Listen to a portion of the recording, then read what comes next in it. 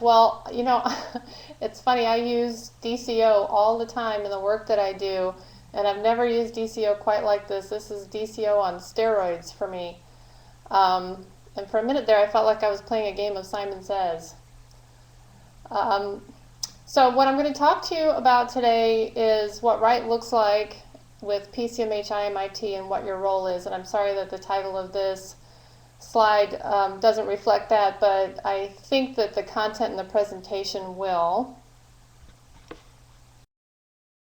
Just as by way of introduction, I'm a family physician, and I had my comeuppance at Brooke Army Medical Center, where I worked as a staff family physician on active duty for several years, and then became a Department of the Army civilian, and eventually worked my way up through the organization, ultimately to department chief for family medicine, and then left in December of 2010 to work for the AMEDD CIO on patient-centered medical home technology development and development of patient-centered health IT.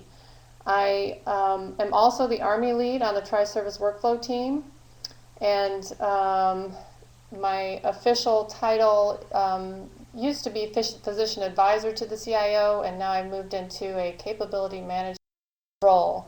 And so I spend all my time working on health IT related to delivery of patient-centered care and in support of patient-centered medical home, and I am IMIT representative, one of two IMIT representatives to the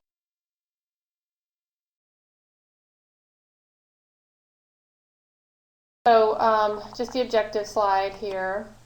Don't want to spend a lot of time on that. I wanted to first begin by talking about the notion of patient-centered health IT. It should come as no surprise that historically our IMIT development and investment process has not really been tightly linked with the delivery of patient-centered care or patient-centered initiatives. And if you've ever used Alta, you know that's the case. The patient-centered model of care really is fundamental to patient-centered medical home. When we think of patient-centered medical home, we often think of what we're doing with primary care, but it's really about the patient and all the things that we do in the care delivery process and inside and across our complex healthcare organizations to take care of the patient. So health IT really should enable the delivery of coordinated, integrated, and patient-centered care no matter where the patient touches the healthcare system. So it's not really just about primary care, although there is tremendous focus on primary care because that is the portal of entry and the front door, if you will, to the healthcare system for most of our patients, where they're going to get most of the more important services that will keep them healthy.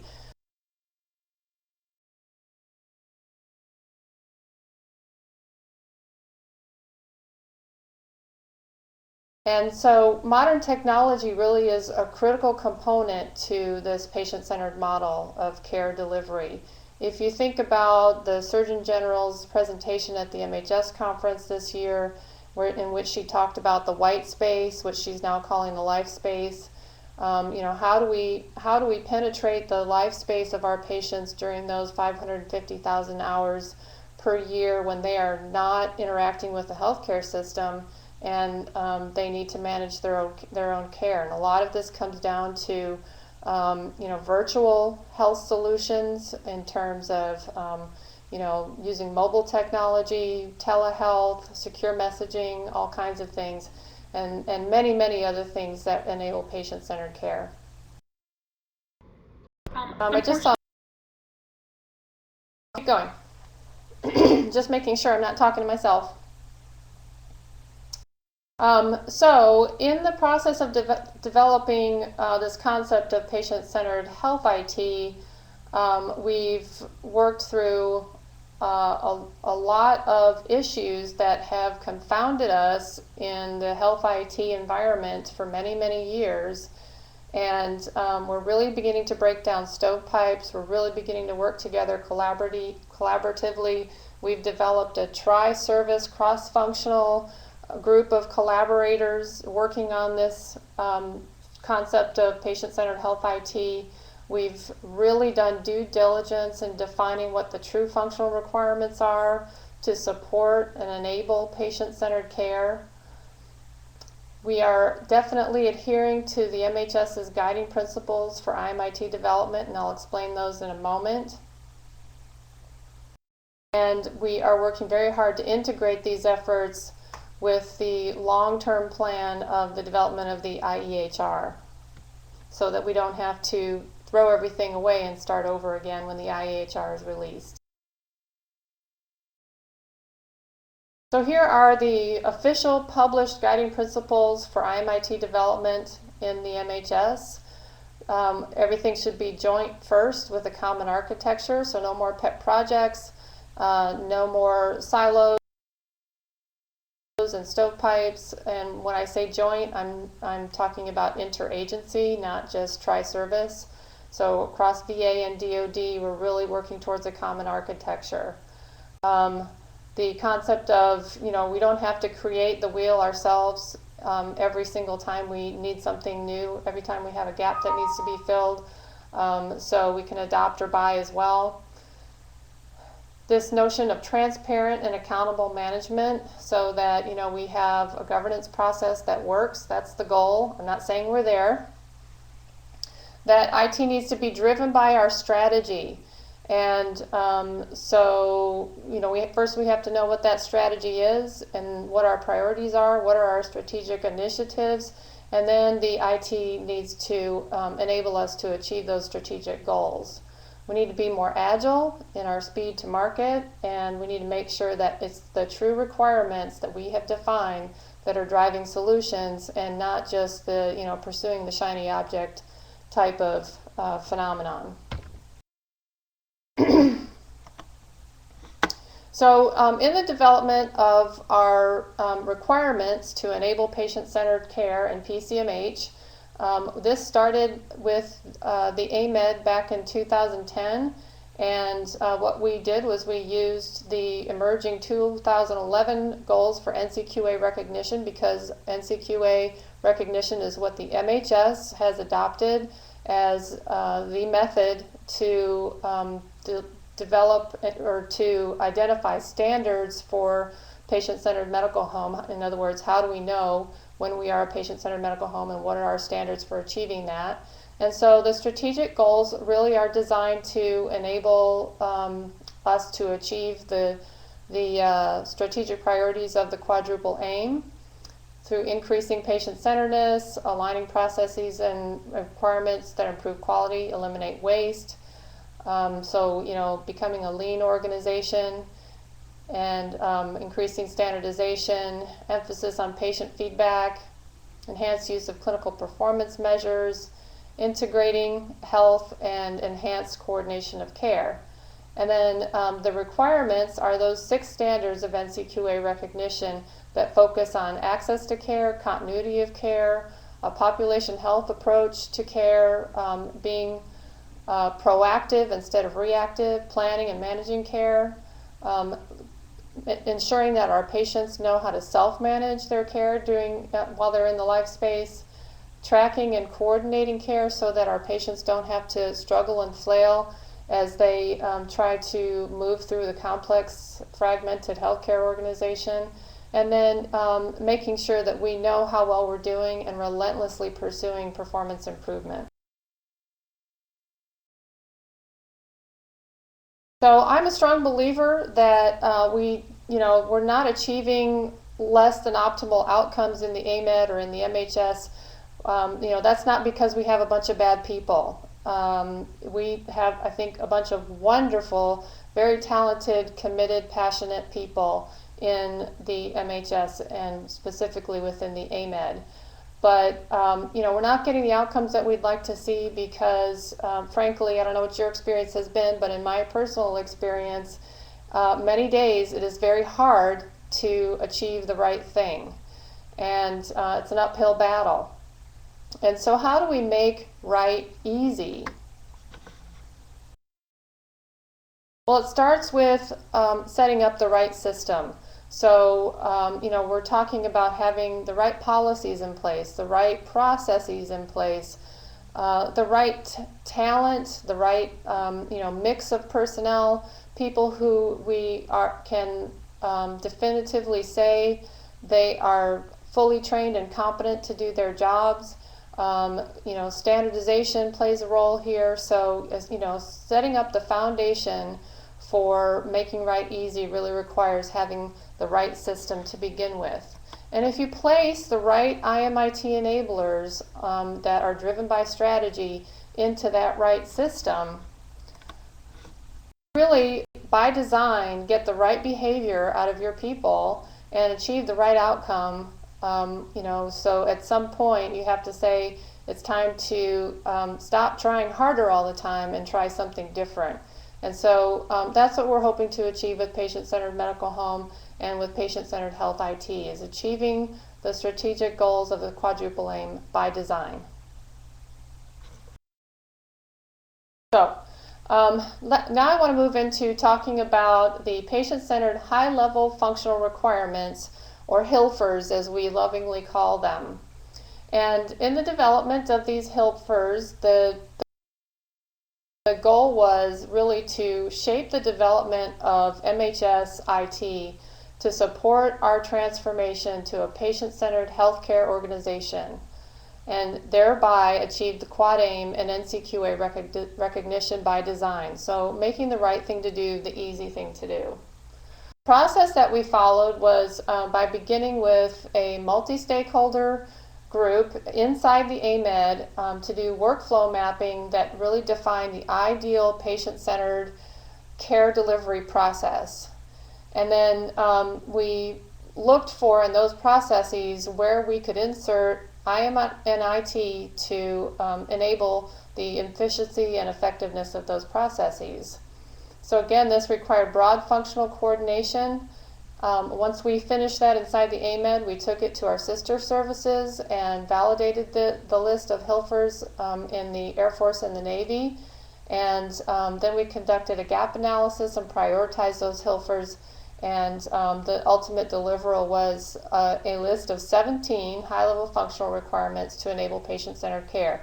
So these are the proposed technical approaches to help us do the right thing and achieve the quad aim and become a patient-centered healthcare organization by design. We have now established a tri-service patient-centered IMIT sub-working group that is organized under the Patient-Centered Medical Home Advisory Board at TMA. So again, it represents all three services plus JTF CATMED, and meets regularly, is tightly linked with the clinical leads for Patient-Centered Medical Home and Patient-Centered Care. So in the Army, that's Colonel Mark Reeves, Lieutenant Colonel Tim Caffrey, and Lieutenant Colonel Corinne Devlin. And the responsibilities of this group are the validation of those HILFers, improving coordination with the service CIOs and CMIOs. So once again, breaking down those silos and those barriers and trying to do a better job of linking IMIT development to patient-centered initiatives. And then making sure that our investments follow joint governance principles and are based on clinical requirements, not somebody's bright idea.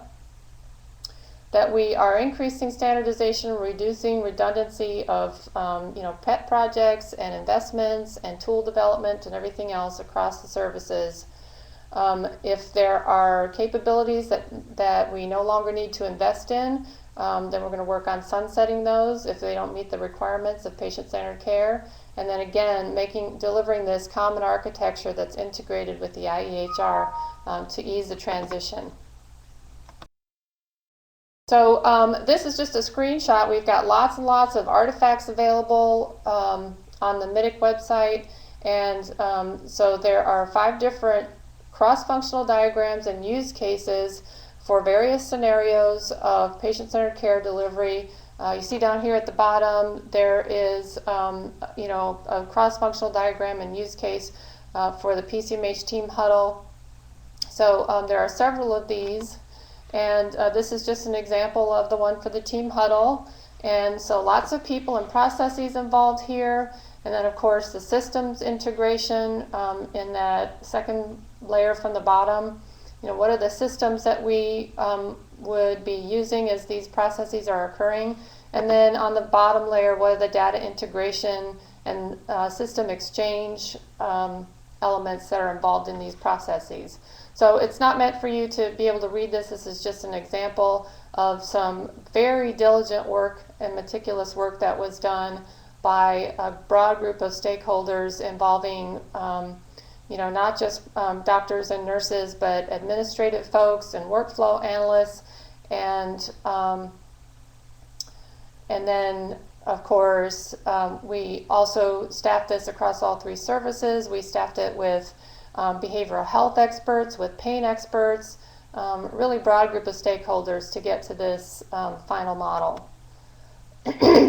And from that came the list of functional requirements. This is just a snapshot of part of it. There's over 70 functional requirements, and the proposed technical approach is really where those HILFers come to play. And so when you boil it all down, what you get, and I hope that your slides don't look a little garbled like mine do. That's unfortunate. I'm not sure what happened, but anyway, what you get is a list of 17 high-level functional requirements, and then we work together across the services to determine is this an AMEDD requirement or is this really a tri-service requirement? Nearly all of them have been confirmed to be tri-service. And then we conducted a gap analysis to say, where do we have enterprise solutions that are fully deployed and fully meet all of the requirements? Where do we have enterprise solutions that partially meet the requirements? And where do we have gaps that there are no enterprise solutions at all?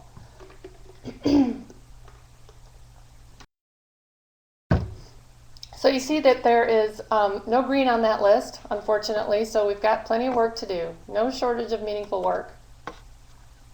And here's the priority list. So what we did was we used a scoring matrix that looked at time to development and value to the organization. And all three services and JTF CapMed partnered with their functional leads to determine what the priority was for them for each of these capabilities. And ideally, we would first invest in and develop things that are in the priority 1 category, and last invest in and develop things that are in the priority 9 category. I'm not saying that's what's happening, but that's what we're pushing for. So, for some reason you can't see the diagram, I guess, of the joint governance, but the point of this slide is to say that all of those high-level functional requirements have been submitted into the joint governance process as of April 2012, which was when joint governance was stood up. So the minute we started joint governance, we put those high-level functional requirements in there. So we're trying to get through the analysis of all those requirements and move into investment and development stage as soon as possible. So, pardon me. Now I'm going to talk about what we have today in the PCMH IMIT portfolio. I do not expect that anything in here is going to come as a big surprise or news to you, but I do want to make sure that we are all tracking the same items. If I've left any out that you think are important IMIT enablers, I'd love to hear about those. And so, these are what we're focusing on here are things that are available as enterprise solutions. So, not local pilot projects, but things that everybody can use. And then, where we're going in the future. So, let's start by talking about ALTA. And I put that picture of Yoda up there because, as we know, the way that Alta likes to deliver encounter documentation can be very garbled. And in fact, many of the data elements that we look for regarding a patient in Alta are fragmented in various places. Sometimes you're hunting for a piece of important information like a needle in a haystack. And all of this can be very burdensome in the clinical workflow. The encounter workflow alone can sort of be all over the map in terms of the patient's needs and the things that what the patient presents to us is what they need, the things that we think the patient needs. The discussion can wander all over the place, and the note can be ultimately a mess as well. And in the midst of all that, we work very hard to try to hit the target and make sure that we're taking good care of our patients. But it often winds up being very frustrating for the patient. Despite our best efforts, our patients are not getting their needs met fully. And it results in a lot of frustration for our providers as well. So, when it comes to what we can do with what we have today, we have to think outside the box and look for ways to make Alta work to our best advantage. And with Alta and with many other things across the MHS and across the AMEDD, we really could take advantage a great deal of more standardization, because the standardization helps us reduce the chaos, helps us reduce the unpredictability, helps us reduce waste in our system, and therefore reduce the frustration and help us get to a better result. So I don't know about you, but when I think of standardization, I think of MAPS 2.0 and Tri-Service Workflow. Again, I'm the Army lead on the Tri-Service Workflow team and work closely with our MAPS folks. And so, of course, Tri-Service Workflow is a part of the MAPS 2.0 program. Important piece of workflow standardization in the MHS.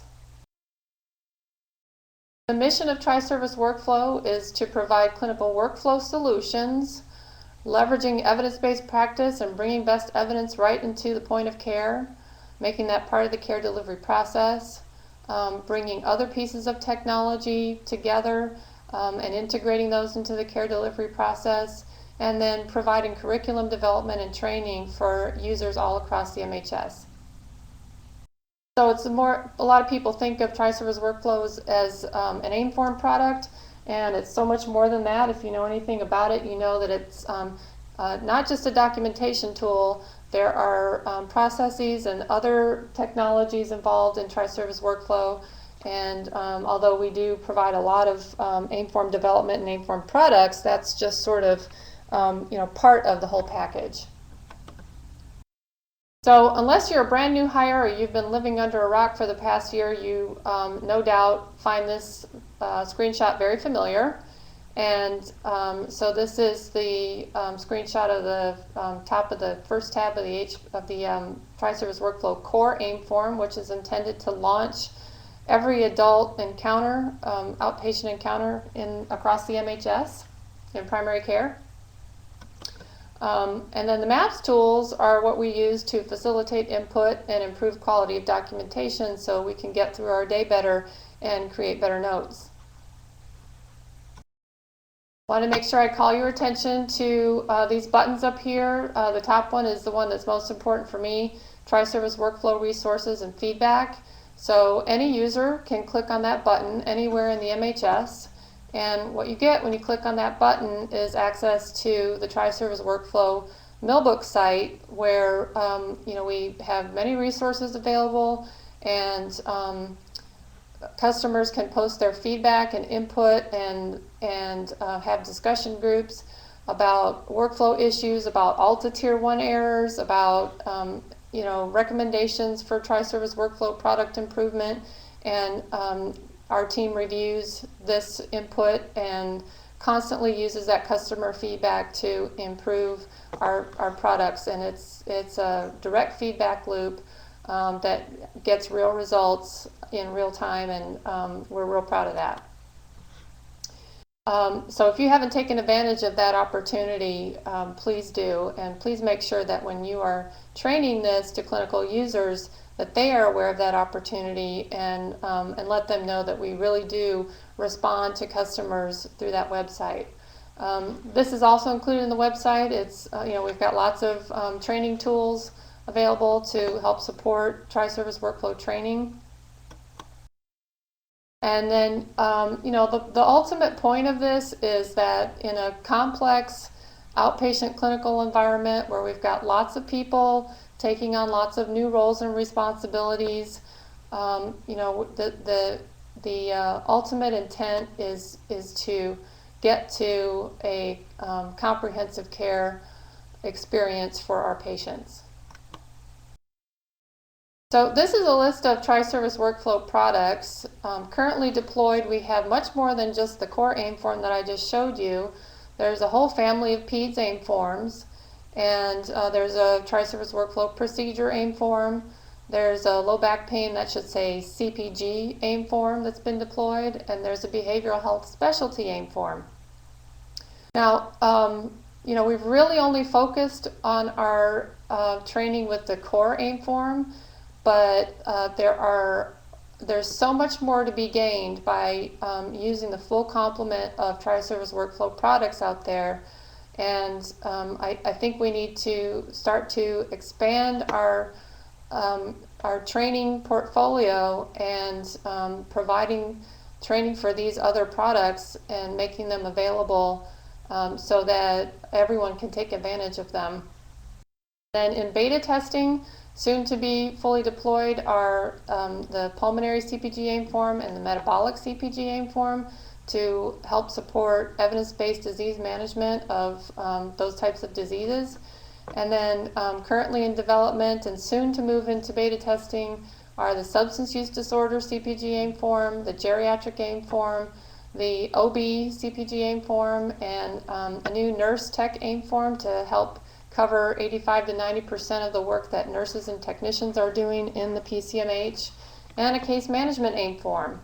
And then we're also working on a tool to help deliver a comprehensive care plan that can be documented in Alta, and then also provide a patient-facing version of the comprehensive care plan. That'll be web-based.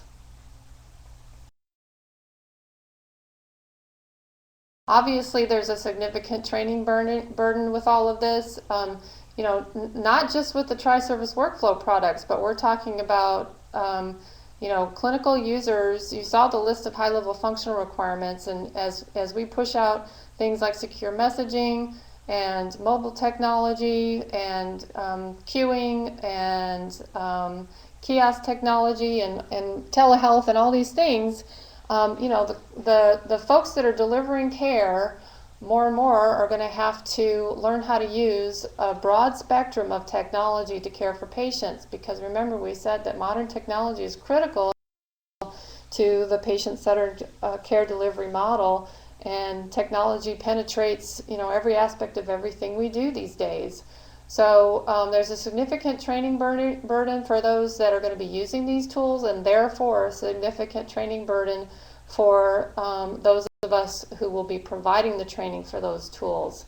And we've got to figure out how to do that smart. So let's move on to secure messaging. This is the latest sexy tool that we're rolling out. Of course, this is MHS wide, so everybody's getting it. But what you see here is the newly published, as of this week, Operation Order 12-57 for implementation of Army Medicine Secure Messaging Service, or AMSIS as many people call it. So this just hit the street a couple days ago, and Army Secure Messaging will be a 3-year phased rollout. The first year is targeting primary care in every primary care venue that you can think of, the community-based clinics, the MTF-based clinics, the Soldier Center medical homes. And then in subsequent years, we'll be rolling this out to all subspecialty care. And the licensing is assigned one per PCM or one per subspecialist, and then those licenses cover the entire practice, including your central appointing clerks.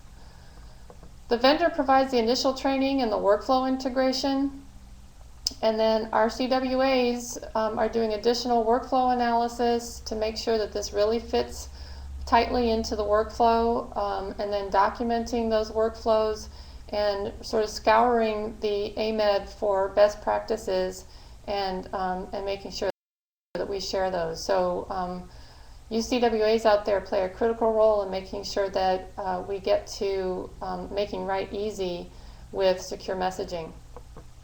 And then our systems trainers may serve as the super user, may serve as the clinic administrator, a sustainment trainer. These things will be locally determined, and all of this is defined in the op order, and then also in the Army Medicine Secure Messaging Service Guide. Both of those resources and other secure messaging resources are available on the ACE portal under the secure messaging. Okay, so TRICARE Online, before you roll your eyes, they are working on improving the access method, but I will say it took me 1.5 years to get access. It wasn't 1.5 years of 24 hours a day, 7 days a week trying, but it took me a good long time. And once you get access, it's actually a pretty useful tool. So of course you can book appointments online. The blue button gives you access to a lot of personal health data. It's not a PHR per se, but there's a lot of personal health data available there, so it helps us move towards transparency of health information. Of course, you can request prescription refills. You can't get renewals, but you can get refills, and get access to the secure messaging platform as well. So certainly this is we're not green when we look at the gap analysis for having a web portal, because this doesn't really get us all the way there. But it's a good start if you can get over the hump of getting access. This is the Army Patient-Centered Medical Home homepage on AKO, and so if you haven't been there, I encourage you to look for it on AKO and take a look at the resources there. There's all of the Army Patient-Centered Medical Home training materials available there, the outboards and all the fragos. There are 4 fragos to the outboard now, if you didn't know that. There are resources in terms of NCQA recognition and the medical home huddle video. If you haven't taken a look at that, it's about 8 minutes long, and it is priceless and gone viral globally. You wouldn't believe it. So that's a great resource for Army Patient-Centered Medical Home. So let's talk about the Population Health Portal and CHAS, also known as ICDB, because these really do bring some capabilities to bear that aren't perfect, but they definitely fill a void and help us achieve some of the NCQA standards. Population Health Portal provides action lists for patients with chronic conditions or preventive health service needs. And the direct care labs are updated nightly, so it's, if it's a service that was provided in the direct care system, you get that information pretty quickly. You can also locally enter exclusions so that you are not bugging patients who no longer need those services. And it's got HEDIS metric reporting that you can drill down all the way to provider. So it's important to know not just what the actionable information is, but how well you're performing. And the Pop Health Portal gives you that information. Gives you a patient detail view if you need to look up, the detailed status on a particular patient in terms of disease management or preventive services, etc. Gives you a high utilizer list. So lots of capabilities available on the Population Health Portal that not everyone has tapped into. And then CHAS, or ICDB, of course, will give you an appointment list, and you can look at by day, by week, by month. and it'll show you which appointments have been booked with PCM and which are not with the PCM, so that you can work on rearranging some of those. It also helps you with some transitions in care, so it shows you patients that were recently hospitalized or seen in the emergency department. Of course, those are only direct care hospitalizations or ED visits, but it's better than nothing. So, you know, if we're going to try to at least take a bite out of managing those transitions in care, that data is visible in ICDB. Another one of the standards is the ability to track labs, RADs, and consults, and that information is available in ICDB. A lot of people don't know that. We have the ability to view patient summaries, so get a very consolidated view of our patients in a way that we can never see in Alta unless we construct it manually. It allows you to create lists and disease registries for patients who have certain conditions. You can also cross-reference those with other conditions, so show me all my diabetics who are obese type of thing, and then patients who are due for services, etc. And got a lot of other modules in there. So lots of potential in ICDB. Yes, it still has some fundamental flaws. I am very aware of those, and so at this point, there are limitations, but I think that there are things in ICDB that we haven't fully taken advantage of because people just don't know that they're there, and we haven't helped them put it into the workflow. So, a lot of this is just identifying whose role it is to review this information, and how do they access it and what do they do with it. So I'm not going to review this, but I wanted to make this available for you later when you're reviewing the slides, it's these comparison slides. And then I get a lot of questions about the data differences between ICDB and Pop Health Portal.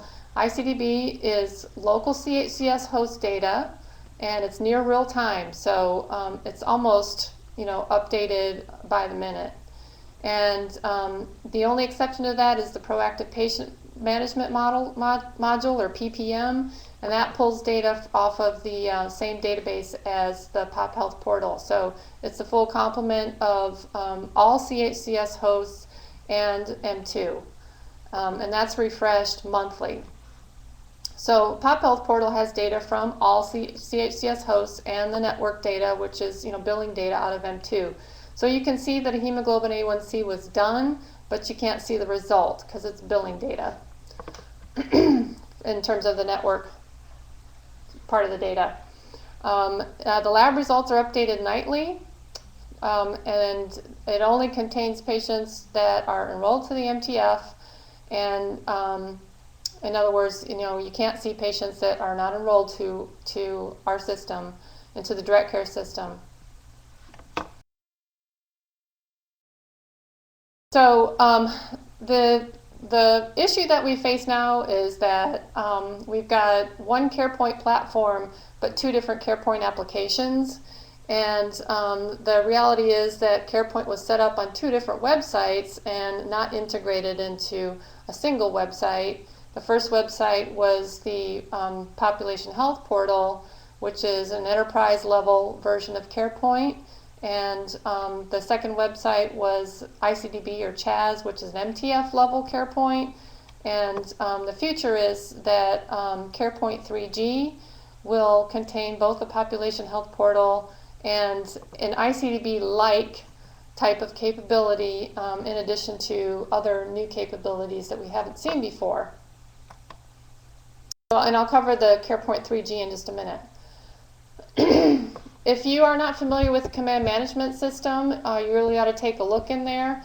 There's a lot of information in there that's very valuable in terms of performance reporting, and the main limitation, at least for me, is that the data doesn't go down to 4th level MEPR. So you can get it down to DEMIS level, and you can get it down to child DEMIS level, which is very helpful for those outlying practices like the community-based medical homes, because that's basically practice level data. But it'll really be helpful when they get it down to the 4th level MEPR, which they are working on. Just wanted to point out that there's a MAPS report here. I'm sure you talked about that recently, but you can see MAPS performance data on the command management system, and it's not hard to get access. TRICARE Operations Center is another great source of information about PCM continuity, access to care, things like that. So for our practice managers who need our help too, you know, PCMH is not just about you know, what's happening in the exam room, not just about secure messaging, it's about practice management as well, and knowing how we're doing and being able to manage the practice. So TRICARE Operations Center and Command Management Systems, both useful for those practice managers.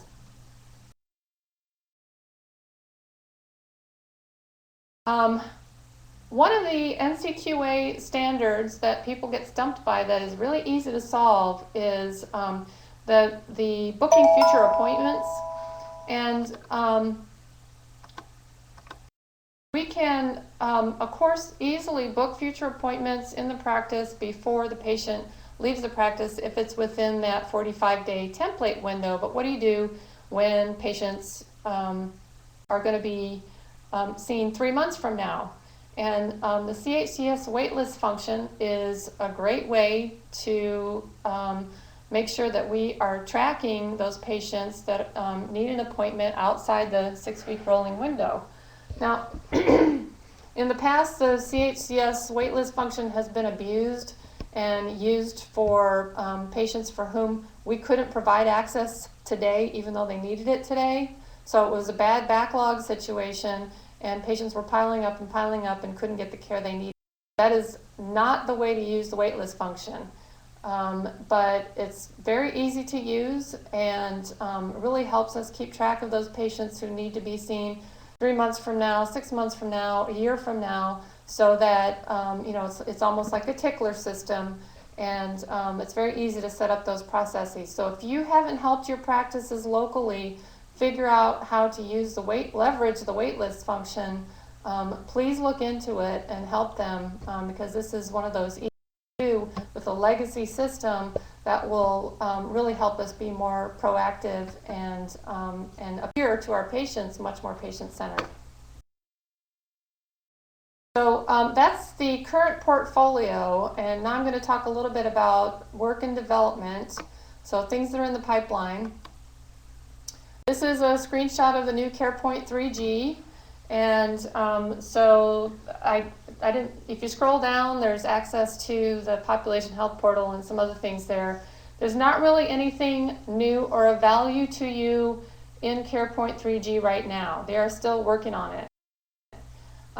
But it promises to have quite a lot of new technology that I think is really going to help us going forward. But it's going to be a while. They've still got quite a bit of work to do. But you can certainly go to their website, the carepoint.afms.mil, and see what that looks like.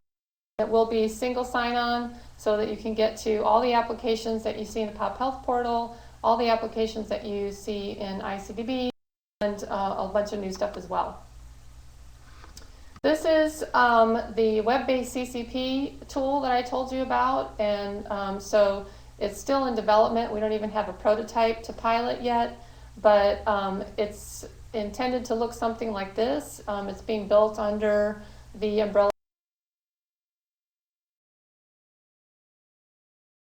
of the Tri-Service Workflow team, and intended to partner with the Tri-Service Workflow products, and should help us do a better job of more efficiently building a comprehensive care plan for our patients. So a patient-facing version, and then also a version that can go into ALTA. Obviously, the ALTA version would be worded in medical technology, and the patient version would be much more lay terms and focused on the information that the patient needs to know. So that's in development. MedCom is developing an Army PCMH website to be used as a knowledge management platform, and this will be standardized at the headquarters level, at the RMC level, and all the way down to the MTF level. So no more everybody's sort of got their own version of a website. It's going to be a very standard format. So if you've ever looked at, for example, Kaiser Permanente's website, you can Google Kaiser Permanente And from their main homepage, you can drill all the way down into individual practices, and the look and feel of the website and the functionality and the capabilities are in very standardized format, although the information as you drill down is more and more customized and unique to local areas. So that is the way forward for the Army Medicine. So that's in development. Our business intelligence team has been working very, very hard for the past 2 years to support PCMH transformation. They have really scrubbed the NCQA standards and found that 80% of those standards require some level of business intelligence support. So discrete data elements that are required in order to enable those achievement of those standards. The current enterprise BI package really leverages strongly the Air Force platforms with Population Health Portal and ICDB CHAS. CHCS still gives us a lot of good information. That is business intelligence, the Tri-Care Operations Center that I talked about. So that package addresses 19 of the top 36 priorities for business intelligence in support of PCMH transformation. So those working solutions are what I just shared with you. So that takes a chunk out of it. And in the meantime, we've been working on developing a PCMH team dashboard that will help serve up actionable information to those PCMH practices as they are preparing to conduct a huddle, as they are preparing for visits, as they are looking for patients with HEDIS care gaps, etc. So I just wanted to share with you some of the work that's been going. MedCom has partnered with Madigan, and we've already piloted phase 1 of this PCMH team dashboard. And so this is just a screenshot of the login page. And no, ma'am, you're can you fine. still see my screen? I didn't lose connectivity, did I? Okay, good. No, ma'am, you're fine. All right, thanks. And so the team dashboard looks like this. It's not that different from what you see in ICDB in the patient appointment module, except that it's color coded. So the colors that are green show where you've got PCM continuity versus red is someone who's not booked with their PCM. And then, open bookable appointments, which is something that ICDB doesn't show you, so that, where you can plug patients in. And then it shows the care needs and care, patients who were recently seen in the emergency room.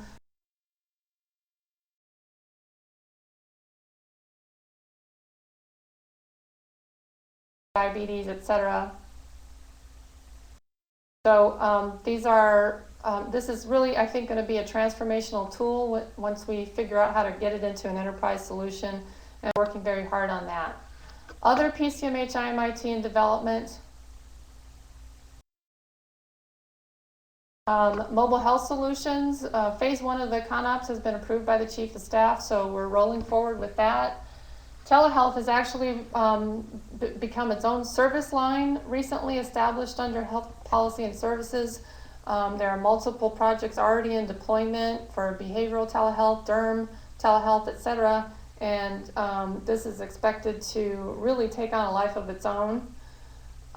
There's a personal health record working group that has been developed by TMA, and there's a charter established for this group, and they're charged with developing a personal health record capability ASAP.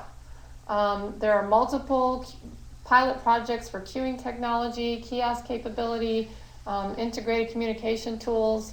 All of those are on the Hilfer list, and we just don't have an enterprise solution selected yet, but we've got lots of pilot projects out there that are proving the value of these tools.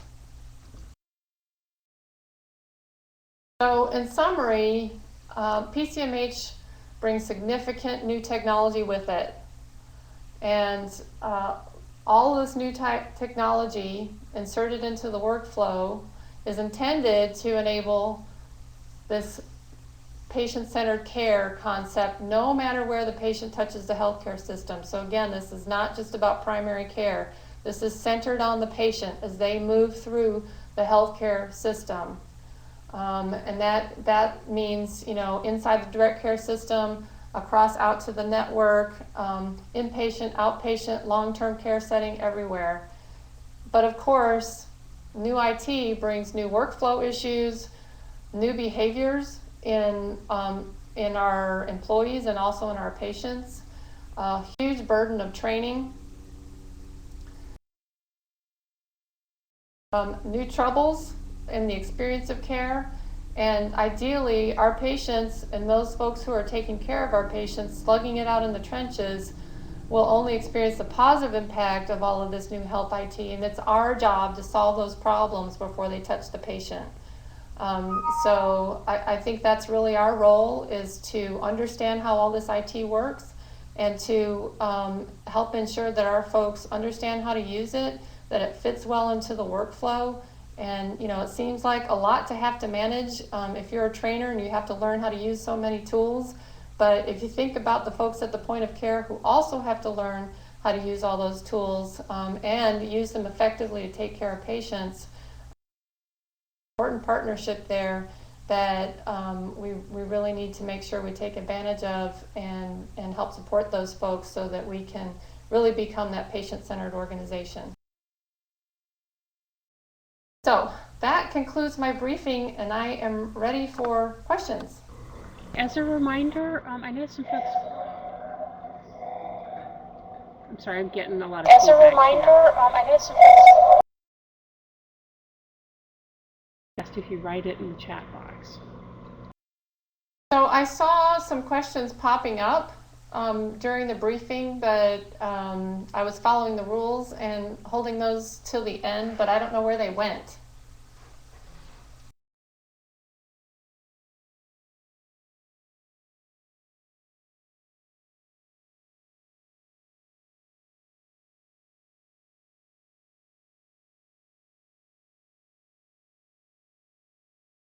Unfortunately, there was enough questions along the way. If we could go ahead and ask them again.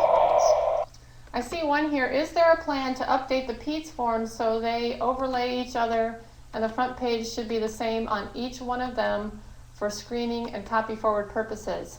Okay, that's a very valid question. The answer is that we have been working very hard on the PEDS family of AIM forms, and we recognize that there is a lot of integration that needs to be done between and amongst those forms. We're closer than we were before. The new forms should be updated in the enterprise folder sometime in the next few weeks, and so those will be better versions than what we have out there now. They won't be perfect, but so we're still going to have quite a bit of copy forward issues and obsolete terms that we have to get rid of. A lot of that sort of seems to focus on the anticipatory guidance requirements as we move through age groups. So from 0 to 23 months, from 2 to 6 years old, those types of things, the anticipatory guidance requirements change. And so some of that is sort of built into the process of using those forms, but processes are. So work in progress, but we definitely have identified that as an issue and are working on it.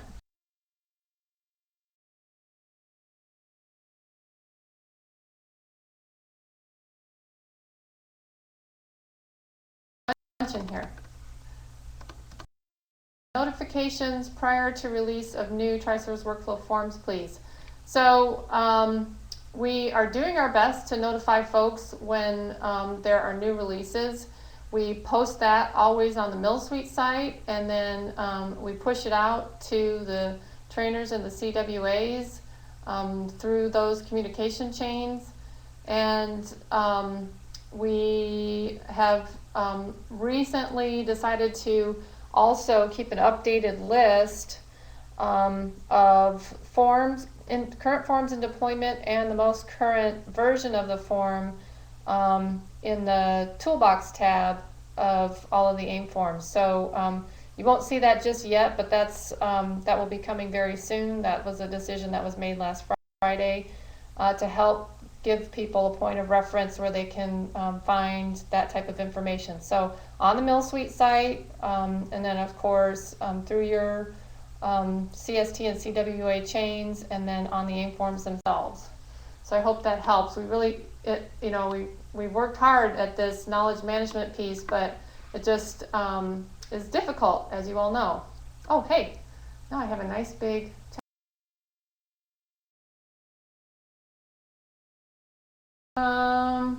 let's see. Gosh, I'm getting lost in all of this. Will we have the slides available on the ACE SharePoint site? I assume so.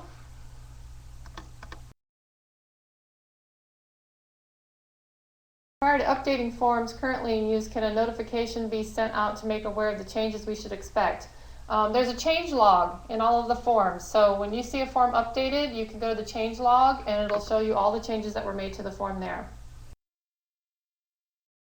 Could we please consider an AIM form for the ER? I know there's one currently in progress, but if we could have one, sites like Leonard Wood that are moving to the use of ALTA in the ED would be very helpful.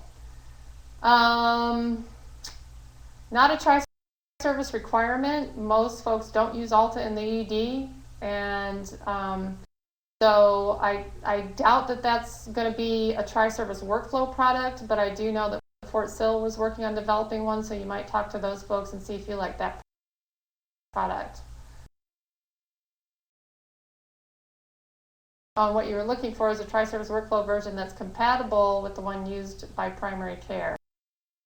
Yeah, again, not a tri-service requirement, so I don't know how high that's going to land on the priority list, but certainly submit the request on the MillSuite site, and what info is on the MAPS report? Time to close records and continuity, and I forget, there's a whole list of sort of quality metrics that are supposed to be impacted by MAPS that show up in the report. How do we request access to the site or report? I'm not sure which site that was referring to, so maybe you can ask your question again. PCMH website is fantastic. Can't wait to hear how to access it. If you're referring to the one that is on AKO, then if you're an AKO user, then you can just log on to AKO and you can get to it. And I can certainly give people the URL. Are they going to use Relay Health, Personal Health Record, or developing a separate one? That's what the Tri-Service PHR working group is going to help decide. There are multiple options for a personal health record out there, and we just need to make an enterprise decision on which one we're going to pursue. And that's. Please ask questions now via chat. Is there a plan to update the PEDS forms? Oh, I answered that one. PT/OT Tri-Service workflow forms coming out in the future. Yes, that is in the queue for new initiatives. At Leonard Wood, we are moving towards having our ED. I answered that one already. Asked us to develop the patient CCP encounter summary. You mentioned this being in development. Any idea how soon this will be available? I don't want to promise anything, make a promise that I can't keep, because it's not up to me. I'm not the software developer, and he's basically doing this for me at 2 a.m. in the morning, and so just bear with me. I'm trying to get it out as soon as I can. It's not hard work, it just takes time.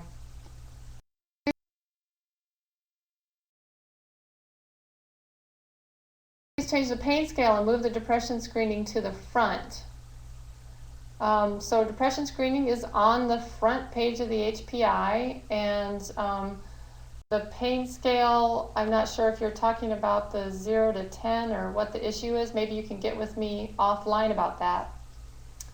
PPM module and CarePoint ever get to real-time data for statistical reporting purposes? So the data that is in the PPM module is comes from CarePoint Population Health Portal, and that data is updated nightly from the CHCS host, but the M2 data has a 30 to 60 day lag, and there's nothing we can do about that. And then what they put into PPM is updated once a month, and that's up to the Air Force. I can't tell you. Excuse me, I know we're getting...